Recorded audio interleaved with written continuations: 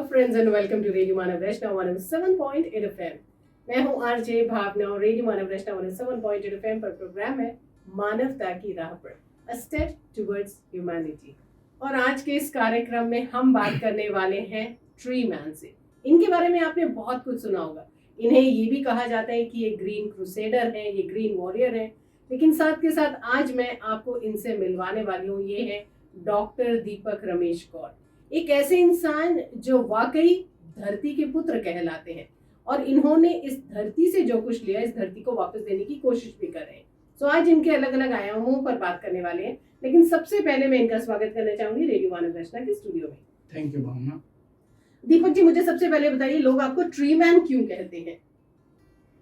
Tree man मुझे क्यों कहा जाता है, इसके पीछे मैं रीजन तो नहीं दे सकता हूँ, बट जी। हाँ, ये एक रैंडम थॉट प्रोसेस है जो लोगों के दिमाग में आया। क्योंकि मैंने क्या किया, जिंदगी जब शुरुआत करी, ग्रीन लाइफ की शुरुआत करी, तो मैंने अपनी जिंदगी में हर चीज जो भी आती थी उसको कहीं ना कहीं पेड़ों के साथ जोड़ना शुरू कर दिया। जी। आपको खुशी हो रही है, उसको मैंने पेड़ों के साथ जोड़ दिया।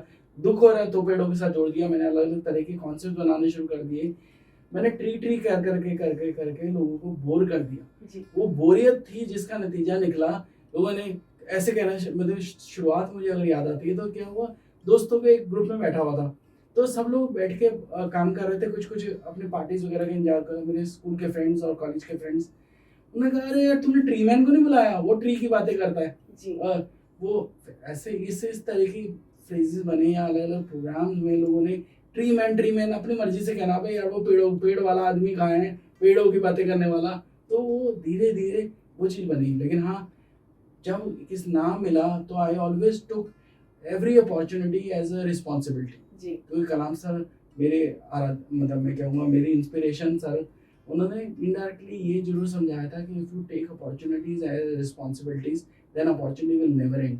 तो मेरे लिए एक जिम्मेवारी बनी है, मैंने जिम्मेवारी की तरह लिया। तो जब जिम्मेवारी आती है ना, तो आप सोचते हो इस जिम्मेवारी का निर्वाह करोगे कैसे। जी। तो मैंने इसकी सबसे पहले एक व्याख्या मैंने बनाई कि मैं आज से बुरा ना तो करूंगा, ना ही बुरा सोचूंगा, और ना ही बुराई की तरफ एक कदम मिलूंगा। मैं जैसे 0 से गिनती शुरू होती है ना, एक तरफ आप 1 2 3 4 5 होता है, दूसरी तरफ होता है -1 -2 -3 -4।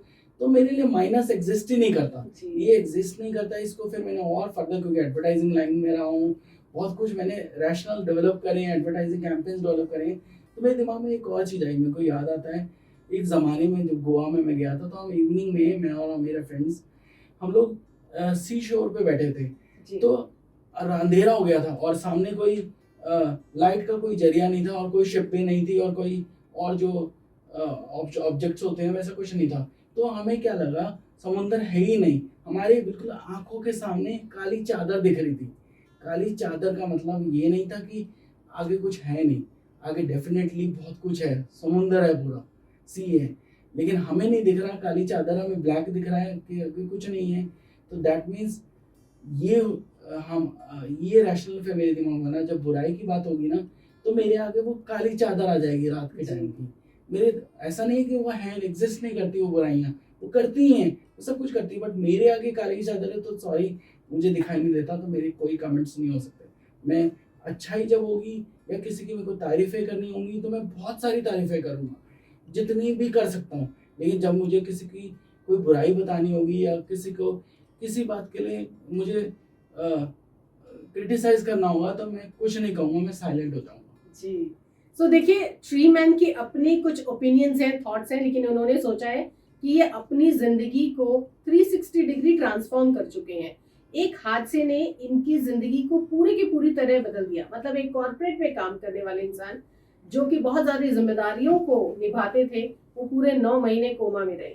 सो उस एक रफ पैच ने आपको ढेर सारी इंस्पिरेशन दी, और उस रफ पैच के बाद जब आप जिंदगी में वापस आए, तो जिस प्रकार से पौधा आता है और जैसे सीड्स निकलते हैं, बिल्कुल वैसे आपने जिंदगी की शुरुआत की। एक बहुत खास इनिशिएटिव आपने स्टार्ट किया, गिफ्ट अ ट्री, जो कि मुझे लगता है सबसे ज्यादा पॉपुलर रहा। आप फाउंडर भी हैं गिफ्ट अ ट्री के। मुझे बताइए कि वो जो आपका एक ऐसा समय था जब आपका एक्सीडेंट हुआ, आप कोमा में चले गए, उसके बाद से आपने अपनी जिंदगी को ही बदल दिया। आइडियली ऐसा होता है कि लोग अगर इस कंडीशन में आते हैं तो या तो वो धैर्य खो देते हैं, या फिर वो अपना हौसला बना लेते हैं। आपने अपना हौसला बनाया, ये कैसे हुआ? मैं आपको बोलूँगा भावना, इसमें पहली बात तो ये है कि there are many you can say thought process or जी। many statements, and many people says that I was in coma for 9 months, for 15 months or so and so, जी। बट मैंने उसको रैशनल किया कि हाँ, मैं बेड रिडन डेफिनेटली कहूँगा। मैंने क्या किया, सबसे पहले तो मैं आपको बिल्कुल करेक्ट करूँगा कि ये जो रियलिटी क्या थी, रियलिटी ये थी कि I was in coma for about 2 months जी। एग्जैक्टली। लेकिन फिर उसके बाद आप मान लो 1 month is for the first recovery and, but उसके बाद क्या हुआ, आई वॉज मतलब मैं अपने आप को उस टाइम ऑब्जेक्ट बोलता हूँ। जी। मेरे को हॉस्पिटल से लिया और मेरे को घर में लाके बेसमेंट में रख दिया गया। रख दिया गया मीन्स मैं कॉमोडिटी था, मैं जी। कोमा में तो नहीं था, लेकिन हाँ मैं कोमा ही था, क्योंकि मैं ना बैठ सकता था, ना मैं खड़ा हो सकता था, ना मैं खुद से खा सकता था, ना मैं खुद से कोई भी एक्टिविटी कर सकता था, रूटीन डेली एक्टिविटीज कर सकता था। मैं बोल नहीं सकता था बहुत अच्छे से, मैं देख नहीं सकता था, मैं वो बहुत सारी क्रिएटिव प्रॉब्लम्स, थोड़ी बहुत ट्रेसेस आज भी दिखते हैं, लेकिन जी। उस टाइम तो बहुत बुरा था। बट मैं बेसमेंट में था, एक डब्बा था, और जिसको फिजियोथेरेपिस्ट या फादर या ब्रदर कोई भी आके, या मेरे कोई फ्रेंड्स आते थे, कोई आके उसको सहारा देके खड़ा कर देते थे, पीछे से तकिया लगा के वो बैठ जाता था, बातें कर लेता था, या लिटाते तो वो लेट जाता था, उसे जिस करवट पे लिटाते थे उस करवट पे लेटा रहता था। जी। वो मतलब क्या था, वो बस एक डब्बा था। तो ये वो जो प्रोसेस था ना, इस टाइम क्या हुआ ना, एक यूनिक, जो कि मैं चाहूँगा, मैं ऐसे बच्चों ने, जिन्होंने बच्चे, खासकर मैं जिनको बच्चों के लिए जीना चाहता हूँ, बच्चों के लिए करना चाहता हूँ, जिन्होंने डिसेबिलिटी एक्चुअली देखी है। जी। मैंने बहुत एक्सट्रीम डिसेबिलिटी देखी थी, तो मैंने उस डिसेबिलिटी को स्पेशल एबिलिटी क्यों बनाया कि मैं मन से बहुत स्ट्रांग था, शुरू से स्ट्रांग था। मैं हमेशा ये रियलाइज़ करता रहता था कि आज मैं ऐसा क्यों हूँ, आज मैंने ऐसा क्या गलत किया था कि मैं आज इस कंडीशन में हूँ। जी। मैं खड़ा नहीं हो सकता हूँ, मैं ये नहीं कर सकता हूँ। मैंने आज ऐसा काम किया था, कोई मेरे से मिलने आता था, या कोई सेलिब्रिटी भी मिलने आती थी, क्योंकि मेरे बहुत सारे सेलिब्रिटी फ्रेंड्स रहे हैं। तो मैं उस टाइम ये रियलाइज़ करता था, ये मिलने आया तो क्यों आया, और कोई और लोग थे वो मिलने क्यों नहीं आए मुझे। तो मुझे रियलिटी में अपनी गलतियाँ समझ में आई। जब गलतियाँ समझ में आई तो मैंने सबसे पहले थॉट प्रोसेस लिया, अपने अंदर मजबूती लाई कि नहीं, मैं वापसी करूँगा, और मैं वापसी बहुत बड़ी करूँगा। मैं वापसी तभी मैं कहूँगा कि मेरे को हमारे इंस्पिरेशन सर कलाम सर ने मुझे अपनी फर्स्ट मुलाकात में एक किताब दी साइन करके, मेरे को जी। डेडिकेट करी, that is indomitable will, indomitable Yes. Spirit. वाकई में वो स्पिरिट इंडोमिटेबल थी, मेरे को वाकई। जिद थी कि मुझे कुछ करना है, मुझे खड़ा होना है, मुझे करना है। तो वो सब, और लेकिन हाँ, अब ये पैच, जो पैच मैं पूरा 9 महीने बेसमेंट में पड़ा रहा, खड़ा नहीं हो सकता था, कुछ नहीं कर सकता, लेकिन मैंने इसको यूटिलाइज किया। अब आप जी। जानेंगे मैंने यूटिलाइज कैसे किया। मेरे हाथ नहीं चल रहे हैं, मेरे पैर नहीं चल रहे हैं, मैं खड़ा नहीं हो पा रहा हूँ, मैं दौड़ नहीं पा रहा हूँ, मैं कुछ नहीं कर पा रहा हूँ, मैं टीवी नहीं देख पा रहा हूँ, बिकॉज विजन भी also, because optical nerve damage हुई तो विजन भी उस टाइम ब्लर हुई थी। तो मैं क्या कर सकता था, क्या चीज़ चल रही थी, मेरा दिमाग चलता था। जब मेरा दिमाग चलता था तो अच्छा बुरा ज़िंदगी का सारा मुझे समझ में आ रहा था, एक एक चीज़ समझ में आ रही थी। जब आप अपनी बुराइयों को सबसे पहले अपने ऊपर लेके अपने आप को एनालाइज करते हो ना, तो ही आप काउंटर स्ट्रैटेजी बना सकते हो कि उसे कैसे डिफीट करना है। फिर मेरे दिमाग में एक चीज़ आई कि मुझे बहुत बड़ा करना है, बहुत बड़ा करना है। मुझे बड़ा करते करते मुझे ऐसे दिमाग में आया, या मैं किसी दिन मेरे को एक छोटा सा इंसिडेंट याद आता है कि मैंने अपने फिजियोथेरेपिस्ट को बोला कि भैया सर, मुझे ना प्लीज़ एक बार ना सनलाइट दिखा दो। आप सोचिए मेरी ज़िंदगी ये थी कि मैं सनलाइट ही भूल गया था क्या होती है। मुझे प्लीज़ सनलाइट दिखा दो। तो उन्होंने पकड़ के मुझे बाहर जाके सनलाइट दिखाई। अब बाहर जब मैं निकला तो मेरे को इतने टाइम बाद पेड़ दिखा। वो पेड़ ने मुझे इंस्टेंटली दिमाग में, जैसे कहते हैं ना कि वो it's was scripted by God. God चाहते थे कि मैं ऐसा कुछ करूं। तो सीधे स्क्रिप्ट ये आई कि यार ये पेड़ है, किसी को बुरा भला नहीं कह रहा है, किसी को कुछ नहीं कह रहा। गरीब भी आके, कूड़े वाले गाड़ी वाला भी उस पर बैठ जाता है, किसी भी रिलीजन के लोग भी आके बैठ जाते हैं। वो अगर केले का पेड़ है तो क्या नाम है, उस पे सभी कूड़े और बगैर नहाए धोए भी आके लोग बैठ जाते हैं। तो ये पेड़ किसी को कुछ नहीं कह रहा। तो फ्रेंडशिप एंड ह्यूमैनिटी मेरे दिमाग में आया कि यार ये तो बहुत बड़ा एग्जाम्पल है। बिकॉज शायद मैं उस स्टेज से निकला था, मैं बहुत सारे लोगों को रिकॉल भी नहीं कर रहा था। मेरे को नहीं याद था किताबों में किसके क्या लिखा है। हमारे ग्रेट्स जिसे कहते हैं, पंडित जवाहरलाल नेहरू जी, बी आर अम्बेडकर जी, हमारे अटल बिहारी वाजपेयी जी, और हमारे और जो भी great freedom fighters, Bhagat Singh, Sukhdev ji, या लाला लाजपत राय, या और मैं कितने एन नंबर ऑफ ग्रेट्स हैं, ठीक है। इनमें से किसी के बारे में क्या लिखा था किताबों में वो मुझे नहीं पता था। मुझे आज भी याद है, मैं सर के पास भी जब गया था, मैंने कहा सर, मैं रैशनल आपको वो बताता हूँ जो मैंने सर को दिया था। मैंने कहा सर कि मैंने बहुत ग्रेट्स का नाम सुने हैं, उन ग्रेट्स ने बहुत बातें करी हैं कि प्यार, मोहब्बत, भाईचारा, देशभक्ति, इंसानियत, ये सब क्या होती हैं, कैसे होती हैं सर। लेकिन अनफॉर्चुनेटली मैं किसी को नहीं जानता, क्योंकि सर इनका जिक्र कहीं किताबों में है, लेकिन सर मैं पढ़ा लिखा नहीं हूँ।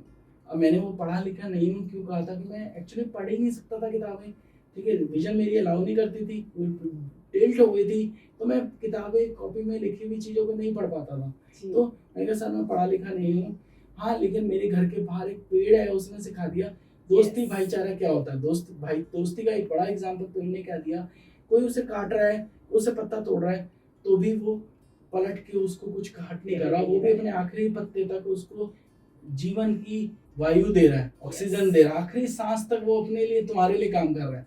हम में का ये टेंडेंसी है। फिर स्कूल में जब मैं जाने लगा तो मैंने सबसे पहले ये बोला, आपका बेस्ट फ्रेंड कौन है? उनको लाइव एग्जांपल है, बच्चे ने, बाहरी बच्चों ने कहा ये मेरा बेस्ट फ्रेंड है। अच्छा, तुम इन दोनों बहुत बेस्ट फ्रेंड हो और दूसरे के लिए बहुत वो करते हो, तो मैं कहूँगा इनको सुई चुभाओ।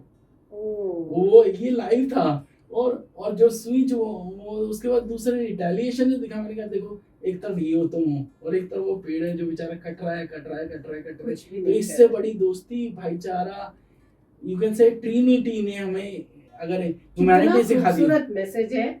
और डॉक्टर रमेश गौड़ ने डॉक्टर दीपक रमेश गौड़ ने बहुत ही खूबसूरत सा संदेश हमें दिया है कि जिस प्रकार पेड़ अपनी पूरी की पूरी एनर्जी सिर्फ हमें ऑक्सीजन देने के लिए, हमें एक स्वच्छ वातावरण देने के लिए स्पेंड कर देता है, कई बार जीवन में जरूरत होती है कि आपको भी सेल्फलेस बनना पड़ता है।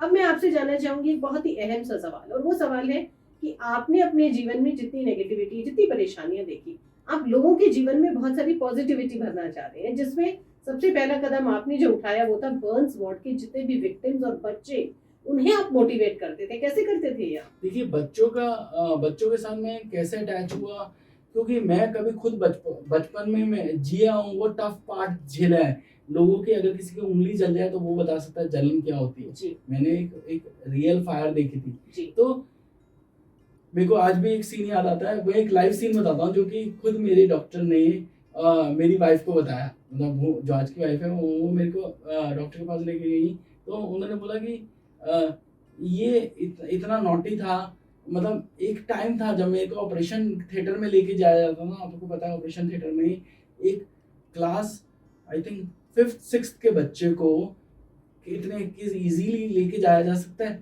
लेकिन मैं पता है कैसे, बाकी लोग कैसे जाते थे मुझे नहीं पता, आज याद है, लेकिन मैं हमेशा वेव करते हुए फ्लाइंग किस देता हुआ जाता था वार्ड में।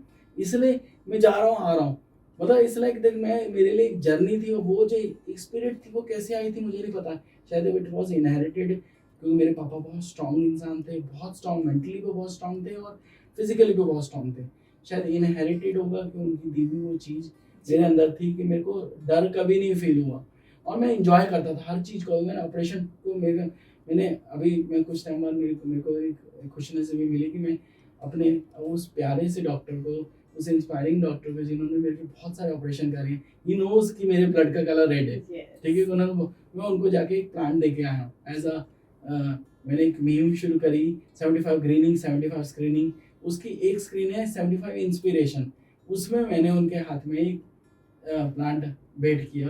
तो उनसे जब बातें कर रहा था तो उन्होंने कुछ चीज़ें रिकॉल करवाई, कह रहे कि एक ऑपरेशन मेरा हुआ था, दैट वाज, ये हाथ का ऑपरेशन था मेरा। हाथ ना जॉइंट मतलब स्ट्रेट नहीं हो सकता, तो छोटा सा ऑपरेशन था वो। अब क्या हुआ, ऑपरेशन के टाइम पे एक बार मेरी ऑपरेशन की डेट आई और मैं एक दिन पहले भूखा रहना होता था कंपलसरी। अब अगले दिन ऑपरेशन थिएटर में ऑपरेशन लंबे हो गए और मेरा नंबर नहीं आया, मैं वापस आ गया।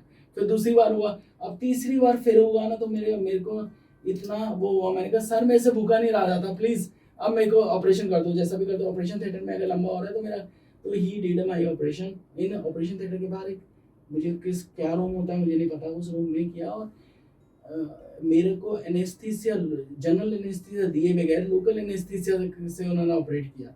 लोकल एनेस्थीसिया पे ऑपरेट किया तो मेरे हाथ पे कटिंग वटिंग कर रहे थे, और दूसरे एक और दूसरे डॉक्टर, बहुत सारी मेरे को एग्जैक्टली तो नहीं भावना याद होंगी चीज़ें, लेकिन हाँ कोई दूसरे डॉक्टर मुझे बिजी कर रहे थे चीज़ों में बातें करके। तो मैंने कहा सर आप मुझे मेरा ध्यान मत भटकाओ, मुझे ऑपरेशन देखना है। और ही नोज कि I was like this only, मेरे को आई वाज एंजॉयिंग कि ऐसे ऐसे कट्स पड़ रहे हैं और ये वो, कोई दर्द थोड़ी हो रहा है, बट हाँ लेकिन आप देख सकते हो, आपने वो पेन्स देखी हैं। मैंने बचपन से वन वार्ड में जब रहा हूँ, मैं खासकर आपको बताऊंगा भावना, जो भी मैं चाहता हूँ मैं पे क्यों मैं बच्चों के साथ एंजॉय कर पाता हूँ, बिकॉज मैं ये सब चीज़ें उनके साथ एंजॉय करता हूँ। और रियलिटी ये है कि ट्री मैन बनने के बाद मुझे नहीं मौका मिला ये सब कुछ करने का, उनके साथ बैठ के फालतू की बातें करने में मैं एंजॉयमेंट देता था।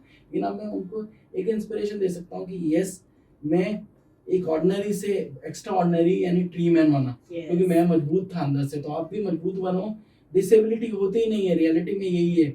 और वन वर्ड के लिए तो मैं बहुत क्लियरली बोलता हूँ, क्या मतलब मुझे लड़कियां वो याद हैं जिनको जिनको बहुत आउटसाइड अवार्ड होगी वो बातें, लेकिन मेरे को इतना याद आता है कि यस हाँ they were feeling guilty that they have lost their looks. लेकिन ओके फाइन, उस टाइम भी मैं यही था कि यार कोई बात नहीं यार, मैं ये तो नहीं कहता था मैं भूत हूँ जो किसी के दिल में घुस सकता हूँ, उसे करप्ट कर सकता हूँ, लेकिन हाँ मैं ये कहता था मेरे चेहरे की ना कोई डुप्लीकेसी नहीं है। मैं अपने ज़िंदगी में कोई गलत काम नहीं करूँगा और किसी ऐसा कुछ नहीं करूँगा कि तब मैं ट्री मैन में नहीं था, लेकिन हाँ ये था ऐसा कुछ नहीं करूँगा कि कल को कोई मुझे पुल कर ले क्योंकि मेरी शक्ल भूल ही नहीं जाएगी किसी से, हर किसी को याद रहेगी कि यही शक्ल है। और ये मैंने लाइव एग्जांपल शादी के बाद अपनी वाइफ को दिया, जो कि मेरी सबसे बड़ी स्ट्रेंथ है आज। तो मैंने उसको लेके गया, मैं कभी 5th 6th में जिस स्कूल में पढ़ता था, 5th में आप सोचिए उस स्कूल में कब छोड़ गया था मैं, 7th 8th में छोड़ गया था मैं। उसके उस टाइम मेरी जो इंग्लिश टीचर थी वो उस टाइम स्कूल की प्रिंसिपल बनी हुई थी जब मैं गया, तो उन्होंने एकदम से पहचान लिया और मुझे कहा कि ये बहुत शैतान था और ये और वो, और फिर उन्होंने प्यार दिया भूमि को बहुत सारा। तो उसको लगा कि हाँ नहीं, I have achieved lot of love, और शायद मेरी यही आज तक की इनकम है, मुझे प्यार मिला है। बिल्कुल सही कहा। इनफैक्ट डॉक्टर दीपक अगला सवाल मैं डिसेबल्ड लोगों के लिए पूछना चाहूंगी। आप अक्सर कहते हैं और इनफैक्ट हम सब ये कहते हैं कि जो डिसेबल्ड होते हैं वो स्पेशली एबल्ड होते हैं, उनके लिए आप बहुत सारा काम करें, किस प्रकार का काम करें, कैसे मोटिवेट करें? मैं एक्चुअली चाहता हूँ कि देखो मेरी लाइफ की जो जर्नी है जी, 1 से लेके कहूँगा, या फिर मैं आज की बात करूँ एक्सीडेंट के बाद सर्वाइवल एंड देन रिवाइवल तो इज अ ऑनगोइंग प्रोसेस। मैं नहीं कहता हूँ कि वो हो गया, ठीक है। तो मैं जब उस जर्नी को जी रहा हूँ, उस पेन को जी रहा हूँ, तो मैं इजीली लोगों को कन्वे कर सकता हूँ। और क्या था कलाम सर की, सिर्फ उसे एक इनडोमिटेबल स्पिरिट की बात करता हूँ। वो स्पिरिट ही थी ना, वो वेली थी मेरी इनडोमिटेबल, जिसकी वजह से आज मैं आपके साथ बैठा हूँ और हर जगह वेलकम किया जाता हूँ। तो ये मैं कोई बहुत एक्स्ट्राऑर्डिनरी शुरू से नहीं था, लेकिन मैं जानता हूँ हर एक बच्चा, हर एक इंडिविजुअल शायद बहुत ज़्यादा स्ट्रांग होता है, हो सकता है, बट सिर्फ उसे अपने मन से अपने आप को स्ट्रांग महसूस करना है। उसे महसूस करना है कि यस वो अनोखा है। मैं अपने आप को देखता हूँ, अगर मैं सोचूं कि चलो लेट्स फॉलो द इंस्पिरेशन, मेरी कैटेगरी में inspiration, let me talk about Stephen Hawkins, तो मैं वो सोचता हूँ। और वैसे भी हम मानते हैं कि आपको जिंदगी में जो बनना है ना, उसकी जो सबसे पीक है ना, सिर्फ उसको देखो, पीक को देख के बढ़ोगे तो कहीं ना कहीं पहुंच ही जाओगे। बहुत खूबसूरत मोटिवेशन है, और इसी प्रकार अगर आप अपने आप को मोटिवेट करें, हर रोज आप ये देखें, तो आपको अपनी किसी भी प्रकार की डिसेबिलिटी नजर ही नहीं आएगी।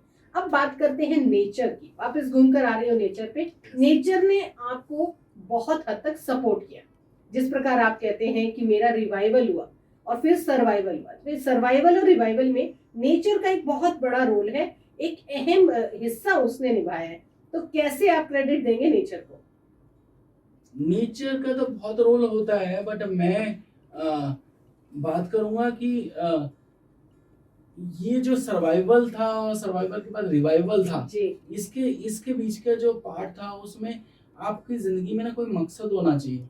आपको ये एहसास होना चाहिए कि आप इस धरा पे हैं, किस लिए हैं, क्या कुछ करके जाने वाले हैं। मैं हमेशा ये कहता हूँ, मैं मानता हूँ कि जीऊंगा जैसे मर्जी, लेकिन जब जाऊंगा ना तो अपनी छाप छोड़ के जाऊंगा। यस। मैं बिलीव करता हूँ, जब लोग मुझे कहते हैं कि दीपक आपने फंडिंग नहीं जनरेट करी, आपने फंड्स नहीं जनरेट करे, आपने ये नहीं किया, आपने वो नहीं किया, आपने ये नहीं बनाया, वो नहीं बनाया, तो आप बिलीव नहीं करेंगी कि मैंने क्या सोचा। मैंने सोचा ग्रेट मुंशी प्रेमचंद, जिन्होंने शायद अपने जीवन काल में उनका एक भी नॉवल पब्लिश नहीं हुआ था और उन्होंने अपना कोई रॉयल्टी नहीं अर्न करी थी। जितना मैं समझा he was suffering with various starvation and all, but he left legacy for generations. So अगर मैं कल को ऐसा कुछ कर पाऊँ तो ये भी एक नेचर ही है। मैं आप nature, when you talk about environment as such, environment बहुत तरह के होते हैं। एक होता है होम एनवायरनमेंट, एक होता है आपका सराउंडिंग का एनवायरनमेंट। मैं सराउंडिंग के एनवायरनमेंट तो ठीक है, it's always there, I am sitting with you, is still with me, air is always around us. कोई फर्क नहीं पड़ता अगर आज वो पोल्यूटेड है, उसमें एयर क्वालिटी इंडेक्स कम हो गया है, लेकिन है तो है हमारे बीच में। और एक होमली एनवायरनमेंट होता है। मेरे को दोनों एनवायरनमेंट बहुत स्ट्रेंथ देने वाले मिले। जब तक पिताजी रहे मेरे, आज मैं जब आप बात करती हैं ट्री मैन की, तो मैं हमेशा ही बोलता हूँ मेरे पापा ना बहुत स्ट्रांग थे, बहुत ताकतवर थे। वो हर बार मेरे जितने भी ऑपरेशन हुए, बहुत ऑपरेशन हुए हैं, बहुत कुछ ट्रीटमेंट, हर ऑपरेशन में he has given his blood, ठीक है। उसके बाद उन्होंने मुझे कैसे कैसे मेरा खुद का ब्लड बनाने के लिए क्या क्या नहीं किया। उन्होंने सूप्स बनाने शुरू करे खुद से, और बहुत कुछ वो पालक और पता कैसे कैसे पीट के मार के जैसे मर्जी कराते थे वो बच्चे बचपन में। और फिर मेरा एक्सीडेंट की वजह से मेरा सर्वाइवल हुआ। तो मेरे को घर से मेट्रो स्टेशन तक, पहली बार मेट्रो आ गई थी, मेट्रो दिखी थी, तो घर से मेट्रो तक लेके जाना, मेट्रो से फिर मुझे उस डेस्टिनेशन तक छोड़ना जिस डेस्टिनेशन में मेरी आज की वाइफ, मेरा next half, better half Savita मेरा वेट कर रही होती थी। और वहां से वो उसको हैंड ओवर करना, एक डब्बा ही तो था ना, मैं कम्युनिटी था, यहाँ से वो लेके गए, उसको हैंड ओवर किया कि बेटे आज इसकी मीटिंग करा दो सारी, बिकॉज डॉक्टर्स कहते थे कि अगर मैं अपनी मन की चीजें कर पाए ना तो शायद मैं बहुत जल्दी रिकवर करूंगा, ठीक है। वो मेरी जो चाहत है ना, तो उन्होंने चाहत करवाने में पूरा साथ दिया। पापा ने मेरे को हमेशा वहां तक छोड़ा, फिर पूरे दिन भूमि ने मीटिंग कराई, फिर उसने उस कॉमोडिटी दीपक को वापस किया सही सलामत, मतलब वो जैसे होता है चार्ज लिया और फिर वापस चार्ज दिया। सो देखिए ये बहुत जरूरी है, जिस प्रकार की डॉक्टर दीपक ने कहा कि अगर आप किसी भी परेशानी से या फिर किसी बहुत गहरे जख्म से बाहर निकलना चाहते हैं, तो जरूरी है कि आप वो करिए जो आपके दिल में चाहत है, क्योंकि वो चाहत आपको कहीं ना कहीं मोटिवेट करेगी, सपोर्ट करेगी और पुल करेगी कि आप कुछ अच्छा कर पाए और अचीव कर पाए। और कुछ इसी तरीके का बात और मैं अचीव किया एक छोटी सी बात में बीच में बोलूंगा। यस, एक ये आपने जो बात बोली ना वो बिल्कुल करेक्ट है, बिकॉज मैं श्रोताओं को बिल्कुल बोलना चाहूंगा, और खासकर मैं तो चाहूंगा यंग जनरेशन में को सुने, बिकॉज स्टार मैं बच्चों के लिए ही हूँ, बड़ों जो ग्रोन अप हैं, जो सेटल हैं लाइफ में, उनके लिए स्टार नहीं हूँ। मैं आपको बोलूंगा only failures have reasoning, success is quiet and silent. अगर आप कोई चीज नहीं कर पाते हो तो आपके पास बहाने आते हैं, तो ही बहाने आते हैं। आप अगर मैं उन बच्चों की बात करूंगा जो स्पेशली एबल बनने वाले हैं, मैं आगे की बात ही नहीं करूंगा, पीछे की बात नहीं करूंगा, मैं सिर्फ आप जो स्पेशली एबल बनने वाले हैं, वो अगर अपनी किसी भी कमी की वजह से ये सोचते हैं कि हम ये चीज नहीं कर पाएंगे, ऐसा नहीं कर पाएंगे क्योंकि मेरे साथ ये प्रॉब्लम है, मेरे वो प्रॉब्लम है, तो यार you are just giving reasonings. Why you are giving reasoning? खड़े हो जाओ, करके दिखाओ। आप इंस्पिरेशन बनोगे इस देश के लिए और इस दुनिया के लिए। किसी भी परेशानी से अगर आप बाहर निकलना चाहते हैं तो बहुत जरूरी है कि आपके अंदर एक स्ट्रॉन्ग विल पावर, और उस विल पावर को जनरेट करने के लिए आपके आसपास के लोग बहुत इंस्ट्रूमेंटल रहते हैं। अगर मैं बात करूं तो डॉक्टर दीपक की जिंदगी में बहुत सारे ऐसे इंस्ट्रूमेंटल लोग थे जिन्होंने इन्हें ये हिम्मत दी कि ये वापस आए, लेकिन एक जुनून था, और वो जुनून था पेड़ों से रिलेटेड। और तभी आपको ग्रीन क्रूसेडर, गिफ्ट ट्री या फिर ट्री मैन अलग अलग रूप में मिले। इतने सारे पेड़ आपने लगाए, मुझे बताइए आज तक कितने पेड़ लगा चुके हैं आप? मैं मतलब ऐसा खुद की इतना रिकॉल करूं, बट आज की जो मेरी टैली है, मैं कभी नहीं कहता मैंने पेड़ लगाए हैं। मैं क्योंकि मैं जब भी आपको भावना, अगर मैंने आपके यूनिवर्सिटी में भी जो पेड़ लगाया, जो आप लोगों के लिए पेड़ लगाया, बट वहाँ मेरे लिए वर्ड क्या होता है, मैंने एक ट्री आपकी मदर अर्थ को गिफ्ट किया, माला रचना यूनिवर्सिटी की अर्थ पे गिफ्ट किया, मैं हमेशा गिफ्ट के लिए जाना आता हूँ। जी। मेरी जो गिफ्टिंग की आज की टैली है वो एनालिस्ट है ना, ओवरऑल कहती है 1,190,000। वाओ। सो इतने सारे पेड़ों को मदर अर्थ पे वापस लगाया, और जहां तक अगर आप देखें आज की मानवता क्या कर रही है, बहुत सारे पेड़ों को काट रही है और अपनी सहूलियत के हिसाब से जिंदगी काट रही है। लेकिन ये एक ऐसे इंसान है, एक ऐसे शख्स है जो हर चीज को वापस मदर अर्थ के साथ, नेचर के साथ और जिंदगी के साथ जोड़ने की एक मुहिम में लगे हैं। और जहां पर ये अपनी डिसेबिलिटी से, अपनी परेशानियों से जूझ रहे हैं, वहीं पर ढेर सारी हिम्मत हम जैसे सभी लोगों को दे रहे हैं। तहे दिल से धन्यवाद कहना चाहूंगी, आज आप हमारे स्टूडियो में आए, हमारे सभी लिसनर्स को इतनी बेहतरीन जानकारी दी। जाने से पहले क्या खास संदेश आप देकर जाना चाहेंगे? जाने से पहले मैं संदेशा देना चाहूँगा कि आज हमारा जो इन्वायरमेंट है जी। और जो मैं कहूँगा इवन आने वाले अभी अर्थ डे आने वाला है, let's talk about earth as well, ठीक है, वो बहुत डिप्लीविंग स्टेज पे है। जी। बहुत सारी चीज़ें ऐसी हैं जिसको हम कंट्रोल नहीं कर सकते, Yes. जैसे the war between Russia and Ukraine, या और कोई जो डिस्टर्बेंसेस हो रही हैं देशों के बीच में, या इवन वॉर एक्सरसाइजेज हो रही हैं। मैं नहीं कहता हूँ कि हम हर उसको, देश। उस पर हमारी कोई भी से है और हम उसे कंट्रोल कर सकते हैं या उसके बारे में कुछ बोल सकते हैं, बट हाँ वो तो हो रहा है ना, अल्टीमेटली सब कुछ चीज़ें डिप्लीव कर रही हैं। और डिप्लीव का मैटर ऐसा है कि क्या हम बड़ों, मैं उन लोगों को बात करता हूँ जो लोग सक्षम हैं, आप और मैं, और या और हमारे सीनियर्स, जी। वो क्या अपने बच्चों को क्या देके जा रहे हैं? क्या वो मर्सिडीज कार देके जा रहे हैं? बट मर्सिडीज कार देने से क्या होगा? ऑक्सीजन का सिलेंडर भी दोगे जिसे वो 24/7 लगा के रखेगा। आपको ये बहुत सोचना है, बड़ी बात और ये सोचना है हमें अपने बच्चों के लिए क्या करना है। अब दूसरी बड़ी बात भावना, मैं आपको डेफिनेटली बोलूंगा, लोगों का अभी आपके श्रोताओं में बहुत लोग ऐसे बोलेंगे कि छोड़ो ना, इतना बड़ा कैजुअलिटीज हो रही है, इतना बड़ा स्मॉग मॉग और ये सब कुछ आ रहा है, हम कर क्या सकते हैं? जी। हम हमारे करने से कुछ भी नहीं होगा। बिल्कुल। मैं आपको रियलिटी बोलता हूँ, मैंने एक एवोल्यूशन सोचा, और जबकि मैं तो कभी पूरा भी नहीं था, अधूरा था, मैंने वो एवोल्यूशन सोचा, वो आज अपने आप में एक रेवोल्यूशन है। आज कभी 2002 में अगर आप पीछे देखेंगे तो ये 2012 में तो शायद बहुत रेयर ही आपको पूरी इंडिया में लोग ऐसे मिलेंगे जो बुकेस की जगह प्लांट्स गिफ्ट करते थे। Yes. ठीक है, मैंने तब शुरुआत करी, और आज आप देखें मोस्टली हर सेकंड फंक्शन में आपको सिर्फ प्लांट से गिफ्ट मिलेंगे। जी। कोई बात नहीं, मैं नहीं कहता हूँ, मैं नहीं क्रेडिट लेता हूँ कि ये मेरी वजह से हुआ, बट यस कहीं तो चिंगारी फैलती है ना, वो चिंगारी कहाँ से कहाँ निकलती है। मैं शायद पहला, वर्ल्ड का पहला इंसान होगा जिसने ऐसा किया था।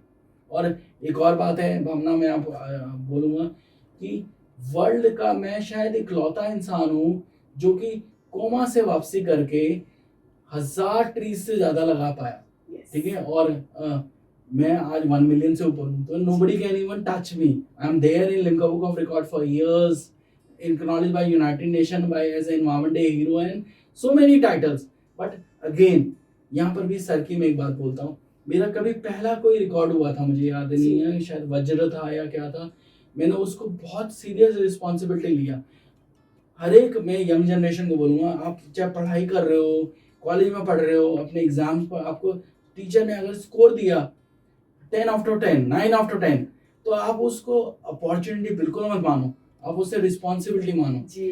Do not take any opportunity as your achievement, take every opportunity as a responsibility. If you take your opportunity as a responsibility, then opportunity will never ends. Yes. Never ever ends. तो मैं, आप सोचो, जब मैं रुक गया, एक और बात मैं बड़ी बात हूँ, आपकी जो सक्सेस की जो स्पीड है वो कैसे काउंट होती है? वो काउंट होती है जब आप रुक जाओ। दैट मीन्स, अगर मैं एग्जांपल देता हूँ लाइव, कि आप एक कार किस स्पीड पे चला रहे हो और आपने कार का इंजन ऑफ कर दिया, उसके बाद वो कितना ट्रैवल कर गई, इंजन ऑफ करने के बाद भी कितना ट्रैवल कर, वो आपकी रियल अचीवमेंट है। आपकी अचीवमेंट वो नहीं है जो 11 प्लेयर खेल रहे हैं क्रिकेट ग्राउंड पे, जो बेंच पे बैठे हैं वो आपकी अचीवमेंट है। अगर बेंच पे सोचो सचिन तेंदुलकर बैठा है, तो आप सोचो जो 11 होंगे वो कौन होंगे। तो आप लोग, मेरे साथ क्या हुआ भावना, मैं जब पेंडेमिक आया तो मैं, क्योंकि कोमा सर्वाइवर हूँ, तो शायद डॉक्टर्स की तरफ से इनडायरेक्ट इंस्ट्रक्शन थी कि मेरे लिए, क्योंकि लंग्स में इन्फेक्शन भी हुआ, कुछ हुआ था उस टाइम वेंटिलेटर्स पर रहने के टाइम पे, तो मेरे लिए रिस्की था, तो मुझे एक तरह से प्रिजर्व करके वापस रख दिया गया, अगेन में रख दिया गया, वो भी एक तरह से घर में बंद कर दिया गया, कुछ नहीं किया। लेकिन कुछ नहीं किया तो भी रिकॉर्ड ट्रेवल करे, लिम्का बुक में फिर से नाम आया, कुछ नहीं करा फिर भी डॉक्टरेट मिली, कुछ नहीं करा फिर भी और टाइटल्स मिले, और कुछ नहीं करा फिर भी न्यूज ने, चैनल ने मुझे लिया लाए। तो दैट मीन्स मैंने जो किया था तो बहुत अच्छा किया था, ये आज तक दिख रहा है। तो वाकई मतलब अगर आप देखेंगे कि इन्होंने जितना भी काम किया हमारी मदर अर्थ के लिए, एनवायरनमेंट के लिए, ढेर सारे पेड़ लगाए, और आज भी बहुत सारे हॉस्पिटल्स के बर्न वार्ड्स या फिर डिसेबल्ड बच्चों के लिए ये बहुत बड़ी सपोर्ट है, और उन्हें सपोर्ट करते हुए ये उन्हें जीवन का सिर्फ एक संदेश देते हैं, कल बहुत खूबसूरत है। मैं चाहता हूँ आपके माध्यम से, मैं आज डेफिनेटली चाहूँगा मैं आने वाले टाइम में, फ्यूचर में ऐसे हॉस्पिटल्स और ऐसे विक्टिम्स के लिए काम करना चाहता हूँ, उनका साथ देना चाहता हूँ। दूसरा, मैं चूंकि एक रोड एक्सीडेंट का विक्टिम हूँ, मैंने रोड एक्सीडेंट, वो किसी की गलती थी, किसी की ड्राइविंग प्रॉपर नहीं थी, उसने जो मारा एक्सीडेंट, और उसका वजह से जो भी था वो मैंने दे झेला। मैं ऐसे रोड, इसलिए मैं रोड सेफ्टी नॉर्म्स के लिए भी काम करना चाहता हूँ आने वाले टाइम में, कि क्योंकि मैं उसका यू कैन से भुगत भोगी जिसे कहते हैं हिंदी में, वो हूँ, तो मैं बहुत अच्छे से एक्सप्लेन कर सकता हूँ कि रोड सेफ्टी क्यों ज़रूरी है। तो मैं आने वाले टाइम में, अभी मैं चाहता हूँ नहीं हूँ, मैं करूँगा, मैं रोड सेफ्टी मेजर्स के लिए काम करूँगा। मैं फायर एक्सीडेंट, क्योंकि मैं फायर एक्सीडेंट का भी विक्टिम हूँ, तो मैं फायर सेफ्टी नॉर्म्स के लिए भी काम करूँगा। डेफिनेटली फायर सेफ्टी नॉर्म्स बहुत ज़रूरी है। मॉल्स में आज आप देख रहे हैं या बहुत न्यूज़ आती है, फलानी जगह गैस सिलेंडर नहीं थे, मैं चाहता हूँ गवर्नमेंट उसमें साथ दे। Fire safety norms, road safety measures, fire accident victims, और रोड एक्सीडेंट विक्टिम्स, और डिसेबल्ड चिल्ड्रन, और बर्न चिल्ड्रन, इन सब लोगों के लिए मैं कुछ कर सकूं। देखिए, वैसे भी मैं एनवायरनमेंट पे भी जब अभी नरेशन देता हूँ, अभी रिसेंटली आई वाज लाइव, तो मैंने ये बोला, एक्चुअली समय आज एक, मैं सब आपके श्रोताओं के सबको ये बोल रहा हूँ, कुछ लोग मेरे जैसे या और हमारे बड़े गवर्नमेंट ऑफिसर्स या बहुत कुछ ग्रेट करने वालों से कुछ नहीं होगा। कुछ लोगों की ज़रूरत नहीं है, कुछ लोग बहुत करेंगे, इसकी कोई ज़रूरत नहीं है देश को, आप सबकी ज़रूरत है। लेट बहुत लोग कुछ करें, तभी बहुत कुछ एक वर्ड बनता है जो कि एक्चुअली लैंग्वेज और हर सिमेट्री में फिट बैठता है। कुछ नहीं होता, कुछ बहुत कोई नहीं लिखता, बहुत कुछ ही लिखता है। तो बहुत तो आप लोग हो ना, आप लिखो ए लिखो, और वो ए से अल्फाबेट अपने आप बन जाएगा। दोस्तों, इसी बात पर तहे दिल से धन्यवाद कहना चाहूंगी, और साथ के साथ वक्त हो गया है आपसे इजाजत लेने का। आप जुड़े रहिएगा रेडियो मानव रचना 107.2 FM के साथ। Feel good, feel live.